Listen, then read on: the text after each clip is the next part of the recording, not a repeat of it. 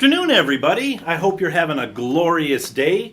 I'm pretty excited today because there's a lot of people out there in this world that feel like they're failures and that you can't do anything, that you're all washed up. Well, guess what? You may just have a second chance. As a matter of fact, I know you have a second chance. So what we're going to do today is, this is going to be really exciting. We're going to talk about a few people. I'm going to try and keep this short. You know, one of our goals here is to try and keep these messages to 10 or 15 minutes. Sorry when I get long-winded, but I'm passionate about what I do, guys, so I want to keep it short so you don't lose interest. But guys, today, let's get to it. I'm really excited. First of all, we're going to talk about not only rags to riches stories, but we're going to talk about rags to riches stories that actually ended in billionaire status. Yes, that's what I said, billionaire status. No such thing as millionaires anymore, right? They're all billionaires now. Well, today we're going to talk about billionaires. The first one I want to get into is a product that you've heard from before. It's called GoPro camera.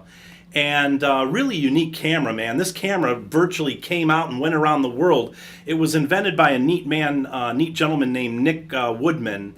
And the camera is just unbelievable. It looks like you're right there. This guy created an awesome camera. It's, like I said, it's world-renowned, just incredible. But I want you to understand that Nick wasn't always a success story. Believe it or not, before he found GoPro, you know what he was doing? Maybe like many of us, he considered himself a failure. And you know what? He was living out of a van making homemade jewelry with his wife.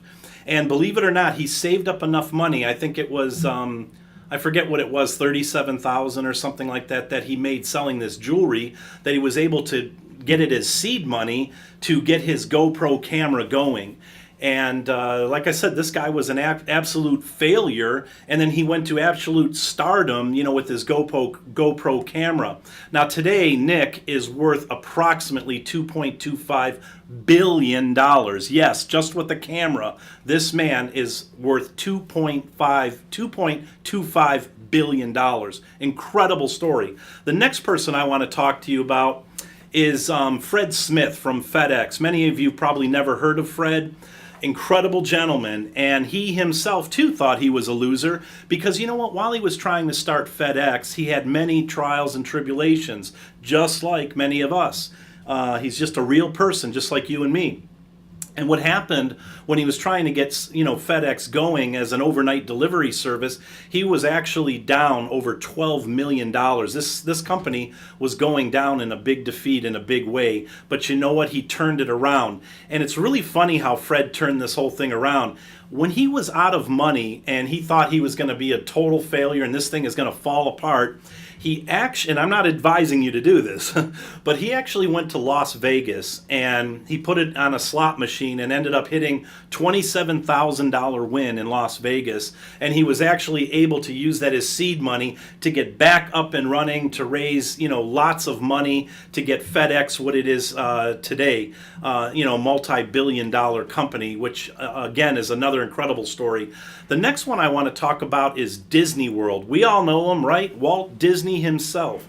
Really incredible guy. But I don't know if you knew this. Walt Disney, when he first started out, everybody laughed at him. They said he didn't have a vision. They said he wasn't creative enough. Can you believe that somebody had the gall to look Walt Disney in the face and say you'll never make it because you're not creative enough? Well, guess what? We know we're Walt Disney World, Walt Disneyland, Disney products all over the face of the earth. One of the most successful companies in the earth's history. This man did, and yet he was supposedly a failure. And I bet a lot of people didn't know this. Did you know Walt Disney, when he was having his rough times, actually ate dog food? Yes, Walt Disney ate dog food. Totally incredible. And you know what? He didn't even have enough money for his own rent. Here you got a guy with an incredible visionary, an incredible creative man, and at his worst time, probably none of you out there are eating dog food, right? But yes, this man was reduced to eating dog food and could not pay his rent. And look what Walt Disney became today. Totally incredible story, guys. The next person I want to talk about that was a self-perceived loser was, believe it or not, Steve Jobs. Steve Jobs was a dropout. I think he dropped out at, I can't remember if he was a freshman or sophomore, but he was definitely a college dropout. And he started products that just were total flops. Like, I bet you never remember Apple Lisa. He actually named that after his daughter. And they actually showed that advertisement during the Super Bowl and everything, and it went down miserably in flames. He even tried to buy Pixar, I think, from George Lucas, and try and do something with that before Pixar became really famous and Toy Story came about and all that. He didn't do very well with that either. And then that was bought out by somebody else, and then you know where Pixar went today. Total incredible story. The other person I want to talk about is a very incredible guy. I really like Richard Branson. I think about him a lot, and it's really incredible to think that, you know, he started the whole Virgin brand that now is 400, yes, 400 companies strong. Richard Branson has done some incredible things, but Richard Branson wasn't always a genius. Richard Branson thought he was a loser too, just like a lot of us do from time to time. Did you know Richard Branson dropped out of school at 16 years old? Yes, he dropped out of school at 16 years old. And you know what? He even had a failed magazine, and I'm trying to think what else he failed at. He tried to basically, this is incredible, he tried to basically come up with a mimic copy of Facebook and failed miserably at that.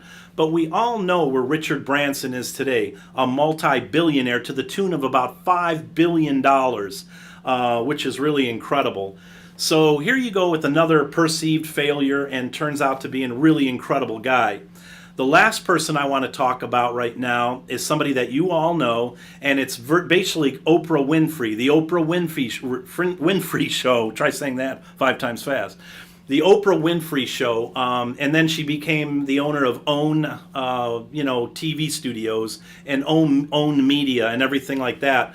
And she's worth right now around, I think she's the richest woman on the planet right now, and I think she's worth about $3 billion. But she grew up in a very abused childhood, had a horrible story there. She failed miserably as a TV anchor for, I think it was ABC. They had her as a TV anchor woman. She failed miserably. Then they put her into writing and newscasting. She did the absolutely worst. And then finally she kind of got out of that whole thing. And then, as we know, what happened with the Oprah Winfrey Show, that came about and threw her into stardom that we know today. So guys, what I'm trying to get at here is these people were all perceived losers. And they were losers when you look at their story in the beginning. And they also all thought they were losers. But you know what? These people became multi-billionaires in very short times, more or less. Most of these things that I've read off here were very short periods of time that, put these people into superstardom, starting with absolutely nothing, going through all the trials and tribulations in life, just like you and I do. But they end up, finishing their game well. Now, what you may be saying to me today is, Dave, what are the most things in common that all of these billionaire rag to riches stories have? And I'm glad you're asking me, because we're going to go over them. I jotted them down this morning. And the first one is they all had tough skin. Let's face it, guys, many of us are not meant to be in the business world, and we are anyways. And that's why there's a lot of business failure. I think it's, 9 out of 10 businesses fail within the first 5 years. It doesn't have a very good record. So you got to have tough skin. If you're going to be offended easy, if you can't handle stress, if you can't handle multitasking, you know what? You should not be starting a business right now. So these billionaires knew that, and they all had very tough skin, especially Oprah. Oprah had some of the toughest skin I know of. Number 2, these people were not quitters. They all had many failures in their job, world here. And they had many failures, and they did not quit. They simply refused to quit. Their dream was stronger than their loss of a dream. You know what I'm saying? Their dream would not let them quit. They kept going. They had stick-to-itiveness. Is that a word? I don't know. I love when I make up these words. But anyhow, they were incredible people, and they were not quitters. If you think you can go into business and you have quitting right in your mind when you start, you will never make it, because trust me, guys, you will have hard times. Everybody who's in business knows cash flow comes and goes. Some things work out, some don't. Employee problems, all the things that can go wrong in a business they do go wrong in a business. So if you don't have that tough skin, if you're a quitter, you will not make it, okay? You will not make it. The other thing that these people had is they are not lazy. Yes, lazy. Lazy. Many people today are lazy. They want to sit on their couch. They want entitlement. They want everything to fall in their lap. They want to start at the top dollar. They want to start at the top. They don't want to go through anything. They don't want to feel any pain. They want it all perfect. It does not happen. It absolutely doesn't happen. So if you think you're going to be lazy and you think you're going to be a billionaire, it's not going to happen, guys. The odds are 100% against you. You cannot be a lazy billionaire, okay? One of the other things is they all followed their dreams. Okay, each and every one of those persons had a dream, and you know what? They followed it. They didn't let anybody sway them. They didn't let their friends say, "You'll never make it." No, they never let any of these things affect them. They followed their dreams. They were true to their dreams. They were true to their passion, and they made it happen, and they were not quitters. They were not losers. They were not lazy. They followed their dreams. Now, the first and foremost important thing that keeps all of these great stories together, from rags to riches and billionaire status, they all have one thing that they all realize. Now, I want you to understand that this key principle I'm going to tell you about next did not happen overnight. It did not happen overnight. It took me personally to learn this principle, and I kid you not, guys, it took me 25 years to understand this last principle, okay? And you've heard me touch on it a little bit before, but this principle is very important. All of these billionaires had to learn to operate in their gifting. Yes, they had to operate in their gifting, because when they were not operating in their gifting, things were not going their way. Everything was falling apart. It wasn't happening. Dreams weren't coming true. Everything was falling apart. When you learn to operate in your God-given gifting, now you're going to say, "Oh, wow, oh, Dave, God-gifted gifting, really? Where does it come from? Does it come from outer space? Do I hear an audible voice? How do you know what your gifting is?" That's a good question, because you know what? It did take me 25 years to find mine, so I guess that's a very good question, right?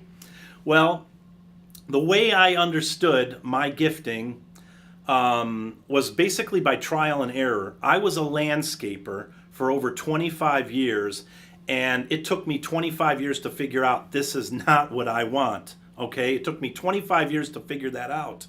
And once I did figure it out, I thought, what am I happy at doing? And it's funny because the Bible a lot of times talks about God will give us the desires of our hearts.